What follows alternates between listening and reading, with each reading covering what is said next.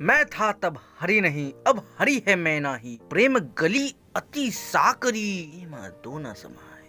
दोस्तों, इस दोहे का अर्थ ये है, जब अहंकार होगा तब आपके अंदर ईश्वर नहीं आ सकता, और अगर ईश्वर चाहिए तो अहंकार मिटा दो और अद्वैत हो जाओ। कबीरदास जी का ये दोहा अद्वैतवादी वेदांत का मालूम पड़ता है।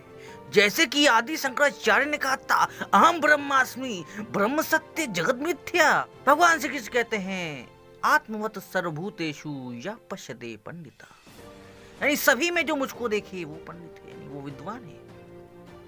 यानी आत्मा ही सब है, सब आत्मा के स्वरूप हैं, एक ही ब्रह्म के सभी स्वरूप हैं।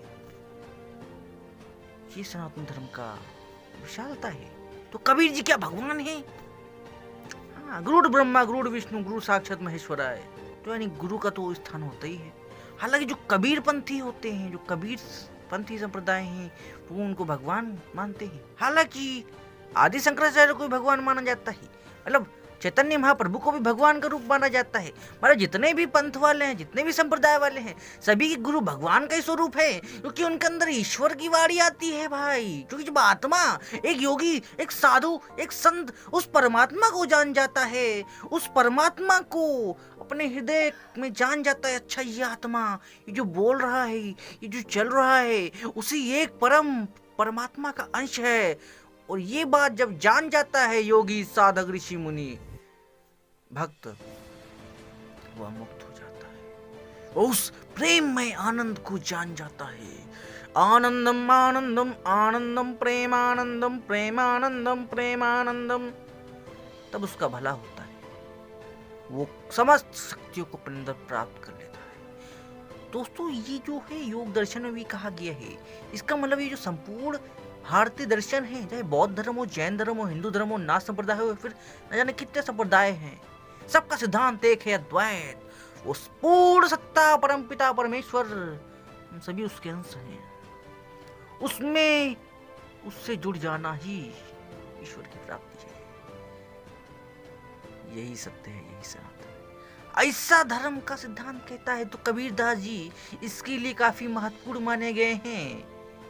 आपको क्या लगता है दोस्तों, क्या ये सही है? हालांकि जो रामपाल जी हैं, जो कि हरियाणा में एक संत हैं, उन्होंने कबीर जी को भगवान के रूप में माना है। बहुत सारे संप्रदायों ने, मतलब बहुत सारे लोगों ने उनको माना है।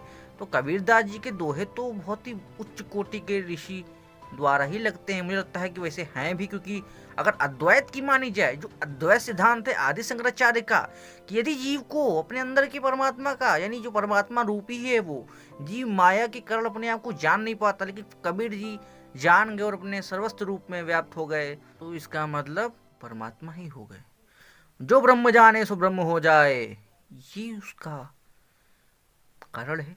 और मुझे लगता है कि ये हो सकता है, और इसीलिए बहुत ज़्यादा कबीर जी फेमस हुए, मानवीय संवेदना को जगाया। और एक बार कहते हैं भगवान श्री कृष्ण जी, जब जब धर्म की हानि होती है, मैं प्रकट होता हूँ किसी न किसी रूप में, अपने भक्तों के द्वारा, किसी के द्वारा मैं प्रकट होता हूँ। तो मुझे लगता है कि जब भारत में भक्ति आंदोलन जब स्टार्ट हुआ, तो भारत में हिंदू धर्म का काफ़ी मतलब निराशा हो गई थी, जातिवाद फैल गया था, कोई वो नहीं रह गया था। लेकिन जब कबीर जी आए, सब लोग फिर से धर्म की ओर वो पहुंचे। नाथ संप्रदाय, वैष्णव संप्रदाय, गौड़िया वैष्णव संप्रदाय, चैतन्य महाप्रभु, रामानंदी संप्रदाय, दक्षिण में आलवार संत, नयानार संत, मतलब हर तरीके से ये सब चालू हो गया। और समस्त संतों ने अपनी प्रेम वाड़ी, भक्ति वाड़ी, भजन, ज्ञान, तप से लोगों को फिर से धर्म की ओर वो किया।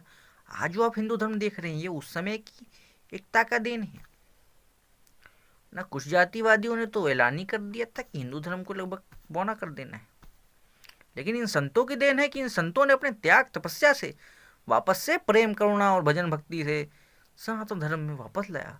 और अद्वैतवादी सिद्धांत जो कहता है कि सर्वस्व जो वेदांत है, उपनिषद है, वेदों का सबसे उत्कृष्ट ज्ञान है, उसका जो उच्च ज्ञान है, उसका आधार माना जाए तो सभी परमात्मा के स्वरूप हैं, सभी जीवात्माएं उसी के रूप हैं। या जीवात्मा उस शक्ति, उस ज्ञान को प्राप्त कर लेता है तो मुक्त हो जाता है। तो प्रेम में डूबिए, सबकी सेवा कीजिए।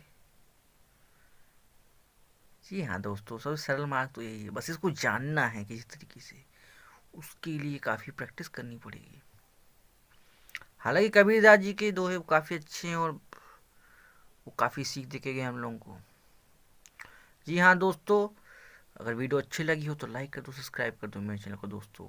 मैं इसी तरह की आध्यात्मिक वीडियो बनाता रहूँगा, आध्यात्मिक विषयों पर चर्चा करता रहूँगा, समाज दुनिया के विषयों पर भी चर्चा करता रहूँगा, क्योंकि अध्यात्म से ही सब कुछ बना हुआ है। जी हाँ दोस्तों।